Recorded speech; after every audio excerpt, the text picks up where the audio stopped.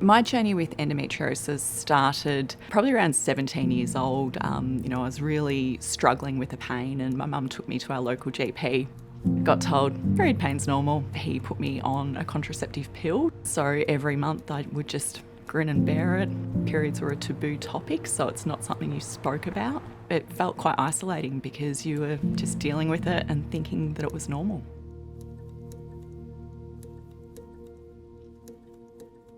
I was diagnosed 22 years ago. I was seeing my GP and he said, I think you're perfectly normal. Your body's just ovulating and telling you it's ready to have a baby. So if you have a baby, you'll be okay. And I said, I'm 17. Endometriosis shows itself in so many different ways. I get pain through my legs, I get pain in my back, the nausea can be debilitating. Feels like someone has got my pelvic area in a vice and has just clamped it really suddenly. I could barely walk 3 days a week. I would hobble into work. It was horrible. My obstetrician said to me, "Did you know that you have severe endometriosis?" And it was a relief. It had been 17 to 18 years to get a name for what I was experiencing, to actually get a validation that what I'd been going through wasn't normal. It was relieving. I think a massive part of endo that gets misunderstood is the pure exhaustion that your body feels. It's caused a lot of problems throughout high school as well. Having an understanding and a relationship with your body is really important. Career-wise, I worked in a really male-dominated industry. You never wanted to be seen as weak, so I would just hide it during the day. But as soon as I relaxed for the night, it would be uncontrollable pain that would put me on the floor in the bathroom, and they're the nights that really stand out.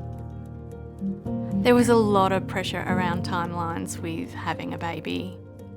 My fallopian tube was blocked and my left ovary wasn't working, and we had a 6-month window when I would need surgery, and we made it. Made 37 weeks and he was delivered via Caesar. My symptoms started to come back quite quickly. I have to take pain medication to manage it daily. Anyone who suffers from endometriosis is very strong. They have to be strong. Having people that understand, that's a really important and integral part of managing endometriosis. People don't believe you. That's the one thing that I've really struggled with, and there is a massive impact on your mental health. It's this constant guilt that you're a lot of baggage and feeling like you have to justify yourself. To have a specialist centre that focuses on endometriosis means that people aren't just fumbling their way through the health system, seeing GPs that might not understand what the pathway is. It's really important to have people around you that listen, don't judge, and really understand.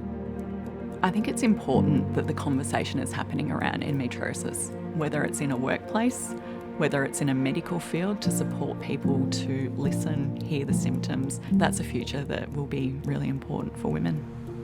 Endometriosis affects every aspect of my life.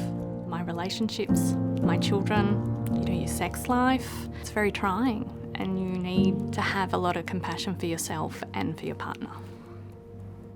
I hope that the future for women means it's not 18 years before they receive a diagnosis. I hope that the symptoms can be managed and people can be heard.